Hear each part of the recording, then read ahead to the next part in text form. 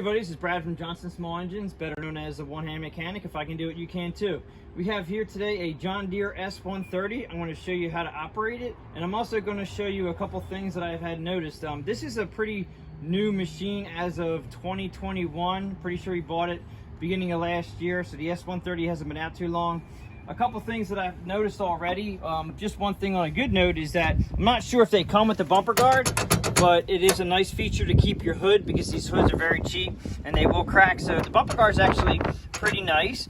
I don't like the fact that these hoods are as cheap as they are, but they are what they are. Now, also up here, when you lift your hood up, you have these rubber guards, and this guy's only had 24 hours on it, and it's missing the guard over here. All right, so make sure you double check if you have one of these. Make sure you double check that. I would recommend putting a little glue on the back side of these and then sticking them here. And it looks like these might have had glue, but if they did, it wasn't much from the factory, but they'll just fall off. So be careful there. And also, they have beefed up the hinges a little bit. These hinges are a little fatter now, which is a little thicker. And I'm going to try to show you how these things, if you slide the hood one way, okay, it'll pop out of its hole. And I'll show you, these are right here.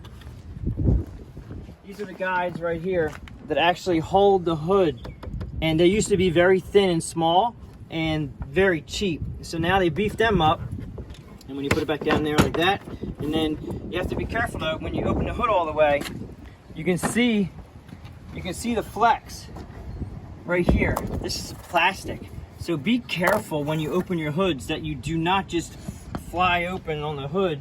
It'll wind up breaking. So just be careful. But they have beefed it up a little bit. All right, this is a 724cc, 22 horsepower Briggs & Stratton engine for John Deere. That's why John Deere has their name on it.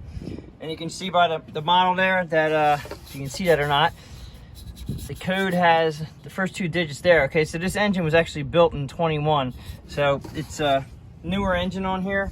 We have the easy change oil filter, which is one of the worst things I ever seen. I have a video on how to change this out.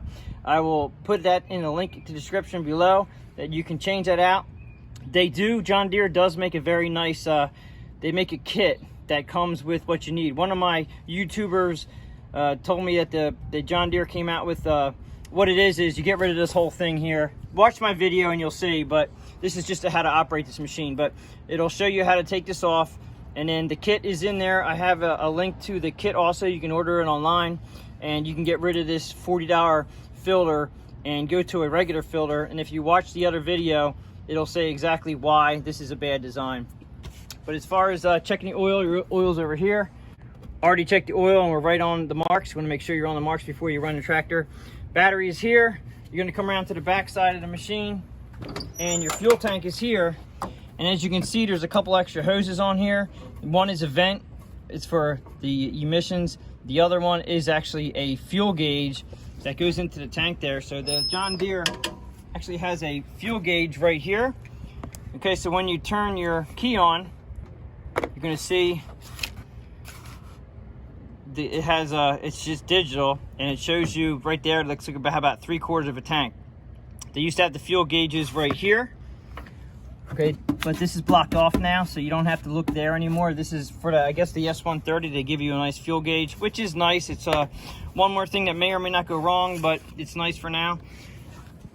As far as starting it up, let's go back to controls here. We have on the left side, we have your mower deck up and down, just like so. We have your clutch / your brake, which is here. Come up to the dashboard and we have your parking brake. We have this is your reverse lockout for being able to run the mower deck in reverse. Now this is a little bit new to the John Deere tractors as far as the choke is here. Now it's spring loaded. It's supposed to be spring loaded, so you can't hold it up on choke 100%. You have to actually physically hold it with your thumb or your finger, and then it comes down off a choke. So you really can't have it on choke 100%. You can't choke this thing to death. So when you start it, you're going to put it up on choke. As soon as it starts, bring it down off a choke. You have an hour meter also with your fuel gauge, which is nice. This one has 24.8 hours. Your PTO switch is here, and you have This is for your cruise control. It says here you cannot use cruise control in reverse. It won't allow you to. It says right here you can use cruise control in forward only. And when the cruise control is working, we have your forward pedal and your reverse pedal here for your hydrostatic transmission. So when you're running forward and you want to just hold it there, if you have a lot of property and you're not doing a lot of turning, you push the pedal in, pull this up, it'll actually lock your pedal in a certain position.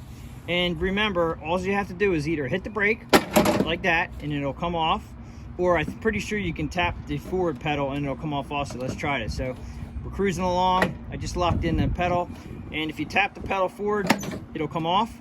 I don't think it'll work in reverse, but let's try it. We're gonna hold it down, let go. Okay, so you cannot, it won't come off if you hit the reverse, because obviously you don't want to go in reverse as you're moving forward and you're in cruise control. So you can either tap the pedal and it'll come off, or you can also tap the brake and it'll come off. Okay, so the ignition switch is here, and there's a couple different locations. Okay, we do have headlights, so now you have to remember, if you leave the key on, your headlights right here, you're gonna see that there is headlights on right now. So unfortunately, I like it when they had them where you could start the engine and you'd have to have the engine running for the lights to actually work. But these, unfortunately, you can drain the battery, so be very careful that you do not have the headlights on. So make sure they're off, but you have headlights, and then you have the on position, and then you have crank. So as far as starting these goes, I'm just gonna go ahead and push the clutch in. We're gonna put the brake on. That's just so you don't have to worry about having the brake in with your foot. You can just use the parking brake. And also, when the parking brake is on, you can also get off your machine when the engine's running, as long as your PTO, which is this switch here. I'm not sure if I mentioned the PTO switch. This is your power takeoff switch right here. And this is what engages your mower deck. But as long as your mower deck is off and you have the parking brake on, you can get off the tractor and do whatever you need to do, and you can still have it running as long as your parking brake is on and your PTO is off.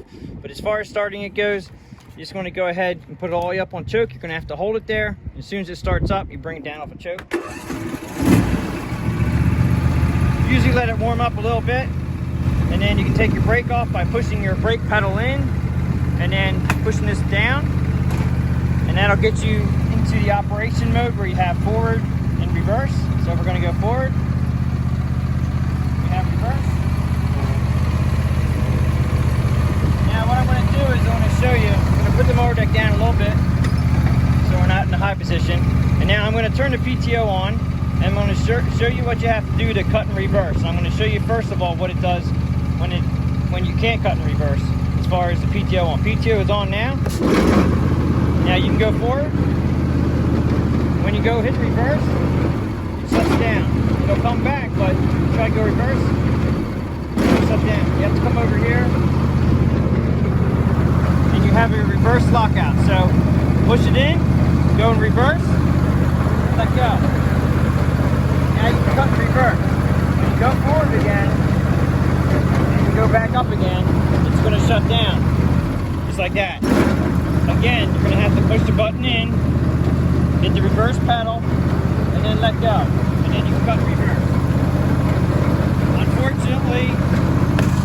Unfortunately, you have to use this every time you go forward. To go back again, you're going to have to push it in.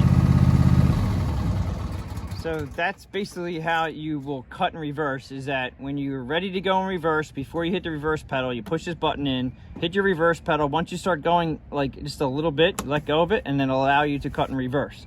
And that's pretty much it for cutting in reverse. The cruise control is a nice feature. This is your cruise control, and this is a nice feature if you have a lot of property and you don't have to cut around a lot of bushes or anything like that, and you're out there wide open with like an acre to cut. Put this up, put your pedal in the most forward position or wherever you want it comfortably as far as speed goes. Lift this up, let go of your pedal, and it'll lock your pedal in that position. And then if you need to stop, you either hit the brake or hit your forward just a little bit, and it'll unlock it. It's a nice feature for long distance cuts. As far as the seat back here, it's a nice comfortable seat. They do have a slide mechanism on this side, so if you want to move the seat forward and backward, you just pull this up, push it backward or forward, and it'll lock into where you want to be. It's pretty nice. They have a little holder here for utensils, gloves, whatever. Nice feature there. There is one thing I want to show you. If you do need to push the tractor, okay, make sure your emergency brake is off. Come around to the back of your machine. You have a post right here, and it shows a guy here pushing it, and a guy here riding it.